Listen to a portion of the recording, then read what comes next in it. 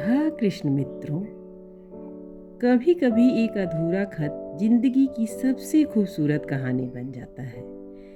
एक ऐसा love letter जिसमें ना नाम था ना एड्रेस, बस था तो एक एहसास जो सीधा दिल तक उतर गया। आज सुनिए लव लेटर का दूसरा भाग, जहां सच्चाई और किस्मत दोनों आमने सामने है। सहेलियां पूछती हैं कि आखिर तुम दोनों मिले कैसे, तो जबकि तुमने कहा था कि उस लव लेटर में लड़के का तो कोई एड्रेस नहीं था। तो आद्या कहती है कि खत के अंदर एक कोने में उसने अपना मोबाइल नंबर लिखकर छोड़ा था। ऐसे भी उस खत को 1 साल हो गए थे और कुछ लोग अपना मोबाइल सिम बदलते रहते हैं। मैंने सोचा उसने भी अपना मोबाइल नंबर बदल लिया होगा, मगर मैं गलत थी। मैंने उसे जैसे ही फ़ोन किया उसने उठाकर हेलो कहा। फिर हम दोनों में बात हुई, लेकिन वह हैरान था कि आखिर मैं कौन हूँ, क्यों फ़ोन की हूँ और किसने मेरा नंबर उसे दिया है। फिर मैंने सच बता दिया तो वह हैरान होकर कहने लगा कि क्या वह लव लेटर तुमको मिल गया है। मैंने उसके सवालों से अचानक चौंक पड़ी मैं भी, कि क्योंकि लव लेटर में तो उसने मुझे हर जगह आप कहा था, लेकिन अचानक फ़ोन पर तुम कहने से मैं हैरान रह गई। लेकिन मैंने सोचा कि शायद उसे यकीन नहीं था कि खत मुझे मिल जाएगा। फिर मैं उसे अपने घर मिलने बुलाई। उससे बहुत सारी बातें मेरी हुई, लेकिन कुछ गंभीर सवाल भी मैंने उससे किए और आखिर में मैंने यह कहा कि चलो सगाई करते हैं, तो वह तुरंत मान गया। मेरे मम्मी पापा भी मेरे इस अचानक सवाल से, अचानक सगाई से हैरान रह गए, मगर मैंने उसे कहा कि पहले जो पजल आपने मेरे लिए भेजा था वह पूरी कर दीजिए, क्योंकि उस पजल की वजह से मैं बहुत परेशान हूँ। उसने हंसते हुए कहा कि वह तो मैंने आपके लिए भेजा था, उसे तो आप पूरी करोगे। तो मैंने भी हंसते हुए कहा कि मैं नहीं कर सकी, इसलिए तो हार कर मैंने आपसे उस पजल को सुलझाने की शर्त रखी है। सहेलियां अचानक पूछती, क्या तूने वह पजल हल कर ली थी? आद्या हंसते हुए कहती है, बेहद मुश्किल था मगर नामुमकिन नहीं था। सहेलियां पूछती हैं, फिर तूने उस लड़के को बताई क्यों नहीं? आद्या कहती है, वह लड़का खत भेजने वाला लड़का था ही नहीं। सारी सहेलियां चौंक जाती हैं। सहेलियां चौंक कर एक साथ बहुत सारे सवाल करने लगती है, तो तूने कैसे जाना? और फिर यह जानते हुए कि वह लड़का खत भेजने वाला लड़का नहीं है, तो फिर तुमने उसके साथ सगाई क्यों की? आद्या कहती है, अगर वह लड़का खत भेजने वाला होता तो मेरे बुलाने पर कभी नहीं आता। उसने बस एक तुक्का मारा था खत भेजकर।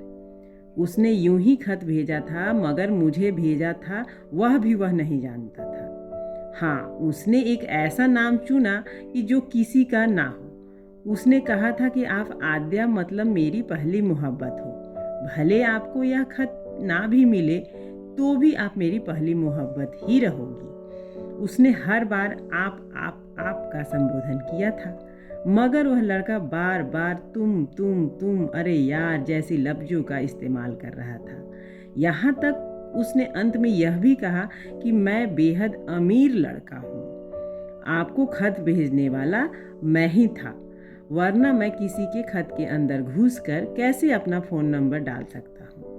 तुम मुझे इनकार करके बहुत बड़ी भूल कर रही हो, ऐसा उसने कहा मुझसे। तो सहेलियां पूछती हैं, मतलब तूने उसको इनकार कर दिया, तो यह फिर सगाई की पार्टी तुम किस लिए दे रही हो? इनकार तो नहीं किया, मगर उसने मुझसे कहा कि यह पजल तो 1 साल पहले मैंने आपसे पूछी थी, तो 1 साल हो गए हैं, अब मुझे खुद भी याद नहीं आ रहा है। थोड़ा वक्त दो, मैं बहुत जल्द पजल का हल लेकर तुम्हारे पास आऊँगा। सहेलियां कहती हैं कि यह क्या बात हुई, मुझे तो समझ में नहीं आई।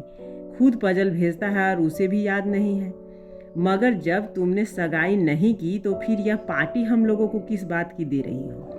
आद्या कहती है, सहेलियों को पार्टी देने के लिए कोई कारण का जरूरी नहीं है, इसलिए पार्टी और इसलिए दे रही हूँ कि बाल बाल मैं गलत इंसान के हत्थे चढ़ने से बच गई हूँ। तो तुम लोग के लिए खुशी की बात है कि नहीं? तो सहेलियाँ बोलती है, हाँ हाँ हाँ।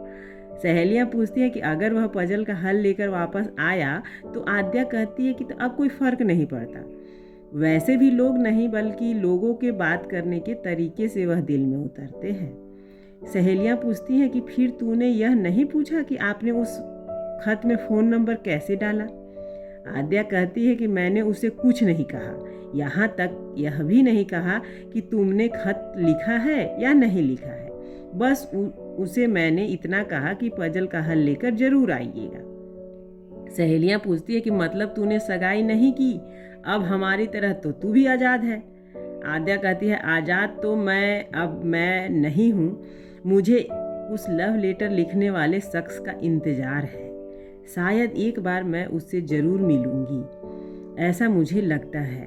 सहेलियां हैरान होकर पूछती है कि अगर इस बार भी गलत इंसान आ गया तो आद्या मुस्कुराते हुए कहती है कि वह कभी आएगा नहीं, बल्कि उसे अब मैं ढूंढूंगी। इतना कहने के बाद वह अपने घर आ जाती है और आद्या घर आकर फिर रात को कुछ कुछ याद उसे आने लगता है, याद करने लगती है कि जब मैं सेकेंड ईयर में थी तो कॉलेज जाते वक्त सभी सहेलियों को बस में बैठने के लिए सीट मिल गई थी, मगर आद्या को सीट नहीं मिल पाई थी। आद्या अक्सर कॉलेज जाते समय अपने चेहरे पर दुपट्टा लगाकर सिर्फ आँखों को छोड़ देती थी और सब कुछ छुप जाता था चेहरे का। तभी एक सहेली आद्या से चिल्लाकर कहती है, अरे आद्या, यहाँ हमारे गोद में आकर बैठ जा। मगर आद्या जवाब नहीं देती है, बल्कि खड़ी ही रहती है। तो फिर एक सहेली जिस सीट को पकड़कर आद्या खड़ी रहती है, उस सीट पर एक बैठा लड़का रहता है। उस लड़के से कहती है कि तुमको शर्म नहीं आ रही है?